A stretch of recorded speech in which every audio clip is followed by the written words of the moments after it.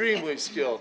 We got the camera and the film from a great director, Francois Rauschenbach, who is demised, stepped on a rainbow, and went to Jesus. But he knew that we were going in that direction, and we panhandled film and the camera. I think a Bolex, I think it was. And we could only shoot like little snippets because our film supply was limited. So he was very thoughtful in what he chose to grab, although other people got the camera occasionally, and God knows what occurred. But it was Ruffin that not only made the trek across Bulgaria and Yugoslavia and all that stuff, but he also went on the trek and was able to film that most important part of the Odyssey. We walked all the way to Mustang. That's quite a hike. I mean, and Annapurna is right up there for background. You can't beat that. I have two books, one of which you have to, go to, what is that thing called? Amazon? You have to search it, eBay. Or and wavygravy.net. It's about not that book. That book that book is like $80 with the Rick Griffin cover and the Ken Kesey intro. And we have some that are signed by lots of hog farmers that we'll be happy to sell for, $5,000 or $10,000. And somebody will gladly pay it when the day comes. I will probably be pushing up daisies, but that's okay. But yes, the Wavy Gravy book, thank you, Michelle, Something Good for a Change, is easily available on my website, wavygravy.net. Somebody else took .com, so I was not .com, but I've been netted many times, so .net is appropriate, I think. So, but when you were trying to shape his biography through the film, did you use the books to find things that you wanted to explore deeper? Well, first of all, it's not a biography.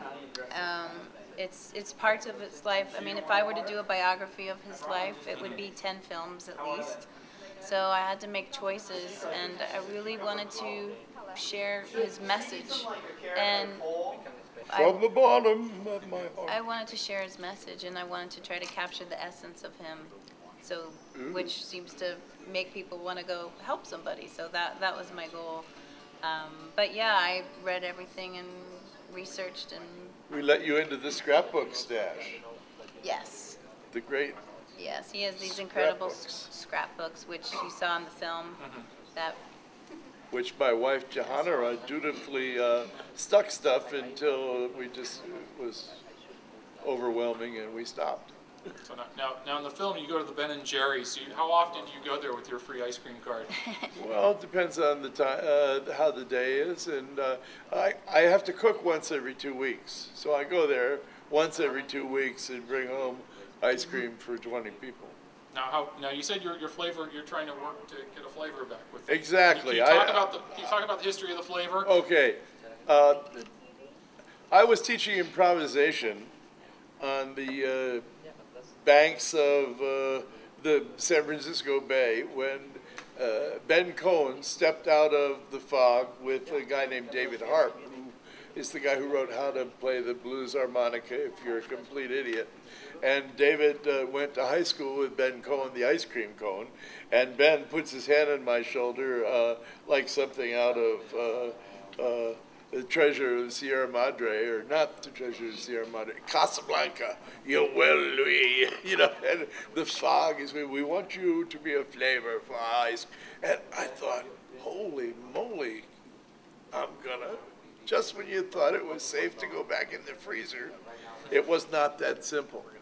200 different attempts were made at my flavor, taste tested all over the country, and they would mail stuff to us, which would come in packed in dry ice. So there's kind of steam coming out of the poor postman had come up to this house of hippie anarchists, obviously, and we'd say, relax, it's ice cream. And they'd be so relieved. And it was also labeled, I'm not making this up, color. They were afraid of industrial spying. So Wavola Grabowski, number 28. And they finally came upon two flavors. One with a lot of caramel stuff that was really, really good. And the other that they fell upon, which was a cashew Brazil nut base with a chocolate fudge, hazelnut swirl, and toasted almonds. Very nuts.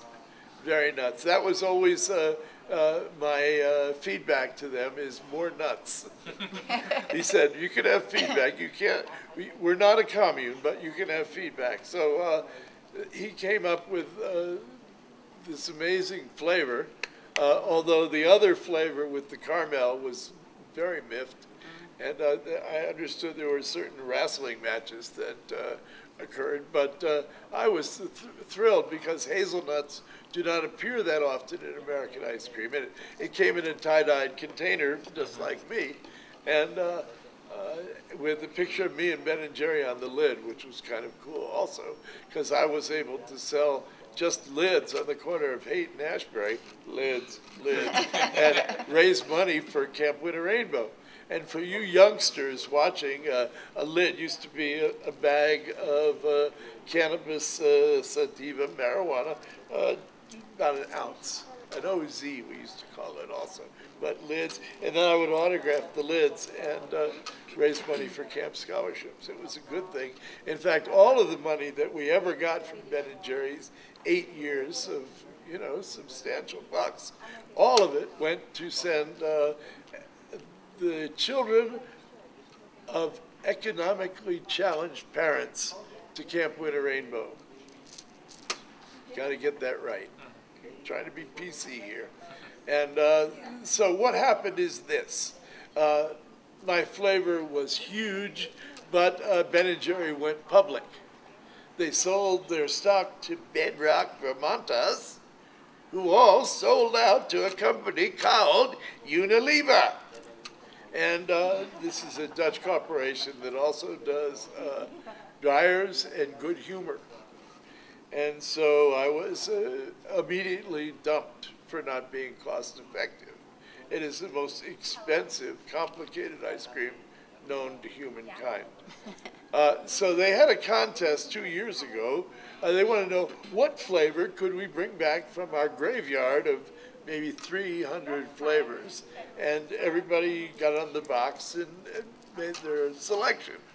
And we defeated every other flavor 2-1. And so they had to bring me back for 2 months, and then they dumped me again. But they gave us a big check for $10,000 for camp scholarships. And I am trying to come back now with the movie as a rainbow sorbet. I think that, well, I'm having high-level talks with the head of marketing, a gentleman named Walt Freeze. Walt, if you're listening, it's a slam dunk, baby. With this amazing movie, if we had ice cream to give away in the lobby, you would have to have heavy security to keep back the salivating hordes of hungry hippies. Now, since it's in sorbet, you can just call it Wavy Gravy Sorbet without having to come up with a new title for an ice cream, right? No, not at all. In the same tie-dyed container, Tie-dyed. I would think. Great.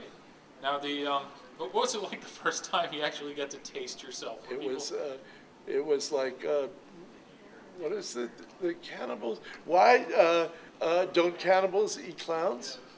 They taste funny. It was hilarious. It was hilarious. It was, and tasty. Very tasty. I would have hated it if I didn't taste good. So I remember as a kid, there was this KISS comic book, and they made a big deal that each member had donated blood that they had used in the red dye for the comic book. I think it was a prank anyway, but still, you keep seeing celebrities on Ben and Jerry's, and you're like, well, what are they putting into it? You know, stuff from the garden. And now what do you think of the Stephen Colbert's ice cream? I think it's quite stunning. Willie Nelson's is also quite good. And I'm hoping if I resurrect as a rainbow sorbet, I will go on Stephen's show and have an eat-off. So a challenge has been raised. If it comes Absolutely, back. the gauntlet, the sugar cone has been hurled into the ring.